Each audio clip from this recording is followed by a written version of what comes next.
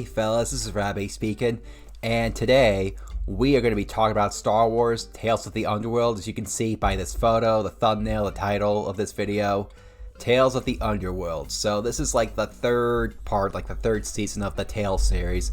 Of course, the first two were Tales of the Jedi with Count Dooku, which I really enjoyed, and Ahsoka, which was good. The second one was Tales of the Empire, which was, but you know, I've complained about that enough in the Tales of the Empire video, which I did. So I did those two seasons as review videos, and now I'm going to be reviewing Tales of the Underworld, and this one was so much better than Tales of the Empire. There were some twists and turns, I will admit. Like, there are a lot of things that I was not expecting in this with both these characters. And as you can see, the two main characters of these shorts are Asajj Ventress and Cad Bane. Let's start off with the Asajj shorts. So this begins at like the very last chapter of The Dark Disciple. So this very last chapter is animated. And so we see Quinlan Vos and Obi-Wan deliver the body of Ventress to this pool of Dathomir for her body to rest. And just when they're leaving, Asajj hears the voice of Mother Talzin, and so we see that she has two choices: to stay dead or come back to life, but the cost of her heart or whatever. So I guess that means like she can't see Quinlan Vos again. So that's the choice she picks, of course, and that explains why she came back for the Bad Batch. And so we fast forward past the Bad Batch because at this point, we see stormtroopers like in their regular armor, like their iconic armor, because in the Bad Batch, they didn't have that yet. So she is living a quiet life now as like some security guard or something. And that's when she runs into this Jedi, this former Jedi Padawan named Mako, who is of course on the run. And I love the chemistry between these two characters.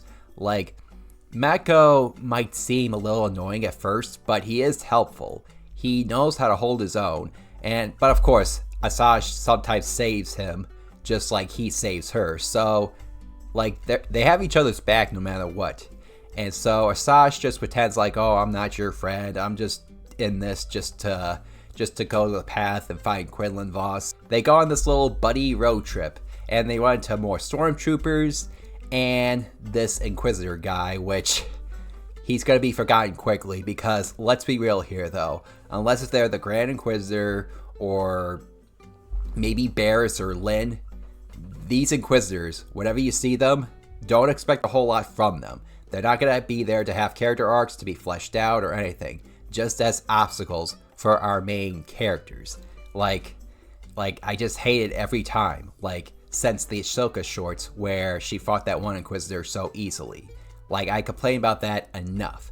And just seeing this Inquisitor, I wasn't expecting too much, though he did hold his own a bit against Asajj and Mako, only for Mako to kill him. So the second short is when Asajj and Mako run into these two bounty hunters that she is associated with back in the Clone Wars. I forget their names, but they were pretty cool. It was nice to see them again. I liked it when they fought that one dude with his forearms and these blades.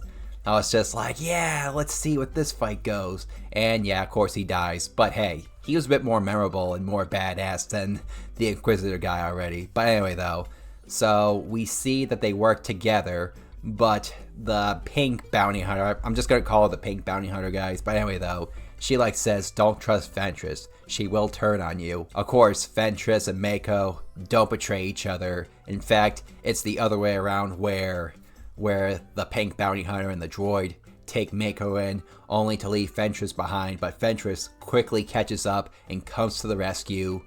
And that's pretty much the second short.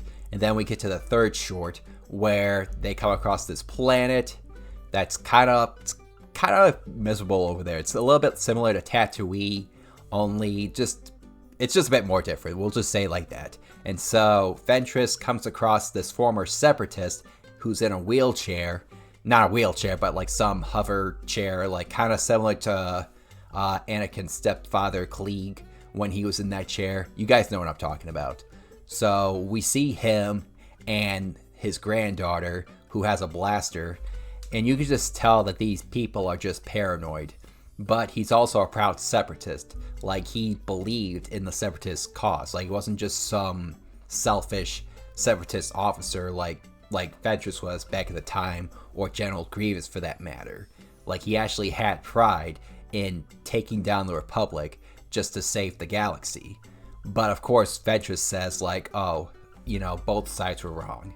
I loved when Ventress said that, because she knows, like, she saw both sides and how both sides were manipulated. But I don't think she knew Palpatine was Darth Sidious. I mean, I could be wrong, but either way though, she just has that idea. We then see they get under attack by these raiders when they go to take some water.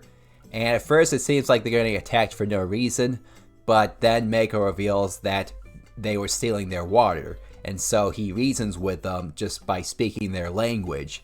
I really liked that moment because it just shows that Mako learned something other than just knowing how to wield a lightsaber or use the Force, like from the Jedi Temple. Like, he actually knew how to speak these foreign languages.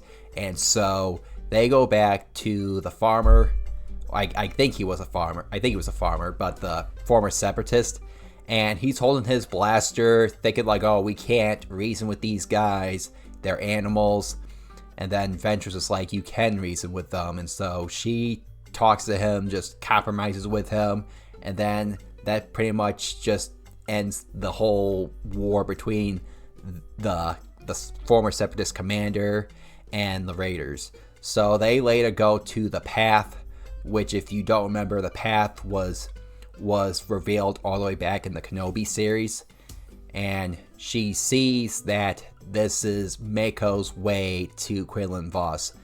And so she says to Mako, I'm not going, I just want to see you get there or whatever. I mean, I don't think she like said it exactly like that, but that's pretty much what she meant.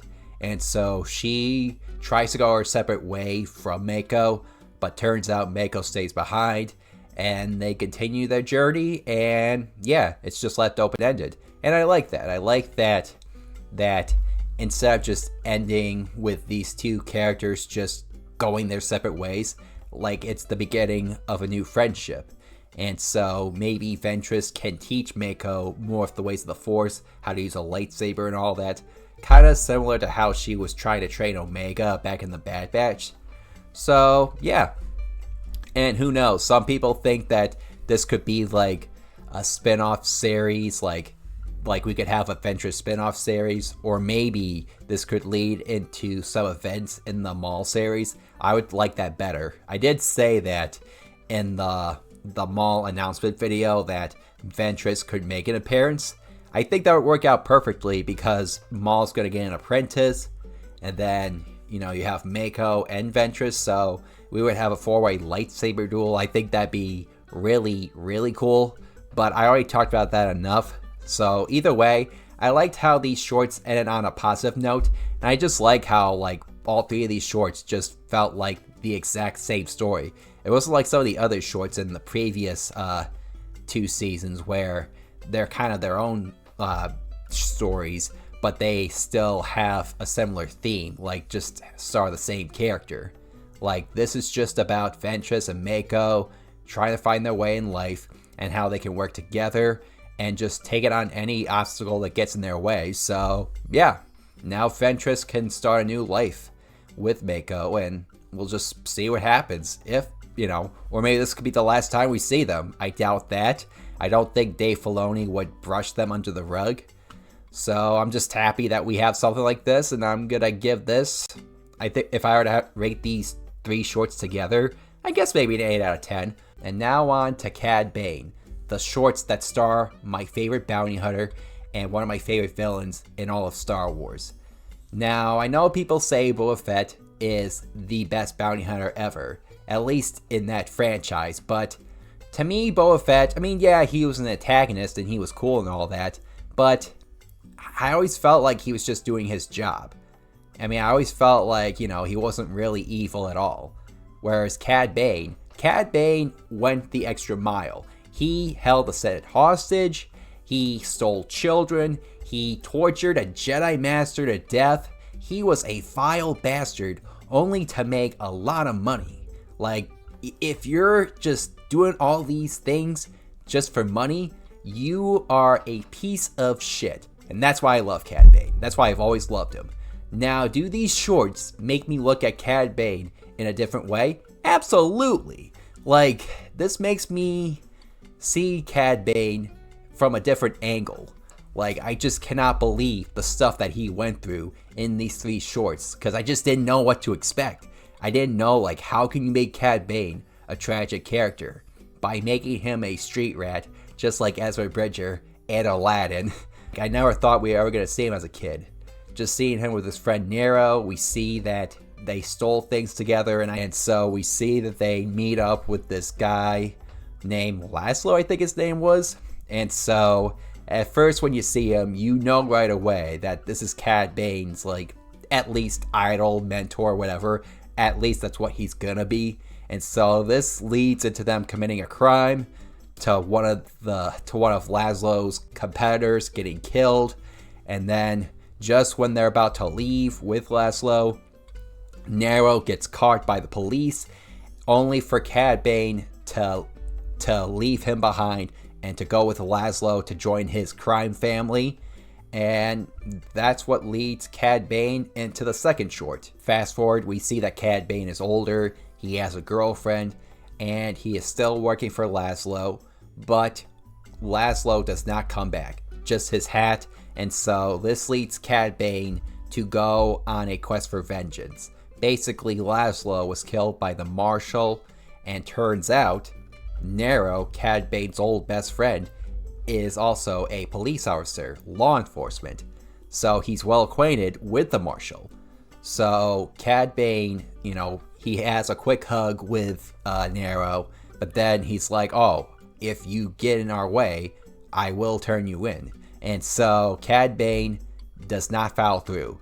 He does not take Nero's warning as a threat. He just goes right for the Marshal, and so they have a shootout, like in a Western. I love these moments where Star Wars, they do this, like, that they're just ready to take their guns out. I wish we had a Star Wars show similar to this. I mean, Solo tried to do it, but I don't think it did that well. And, I mean, I wish The Mandalorian would do this too. But anyway, though, so Cad Bane, shoots the Marshal, but the Marshal accidentally hit Cad Bane's girlfriend in the arm, the shoulder. And so just when he comes over, she takes his blaster without looking. And so Cad Bane looks like, you betrayed me. You took my gun away. And so Cad Bane is forced to surrender to Nero and the police, and he goes to prison. And then we get to the third short, which is even darker and more tragic. Remember when I said twists and turns? This is what I was talking about. So fast forward, Nero is now the Marshal. Turns out he married Cad Bane's old flame, and turns out that Cad Bane's old flame had a child. And you think that this is Nero's child at first. I thought so too, but then I looked more closely, and I was just like, nah, no. So Cad Bane comes back to town. He comes back to lead the gang, and he hears the news that Nero married his girlfriend. And so Cad Bane marches down to Nero just to kill him for revenge. And so his wife, Nero's wife, / Cad Bane's old girlfriend, passed away a couple years ago. And that's when Isaac shows up, and he is scared that his dad's gonna die. And that's exactly what happens. Cad Bane kills Nero, and so Isaac sees his dad die. And just when Cad Bane looks at Isaac, he realizes that he's not biologically Nero's kid. He's Cad Bane's kid. And I like that this is an example of show, don't tell. And we already know this. Like, we can just see just by looking at that kid. And so Cad Bane is shocked just as much as we are.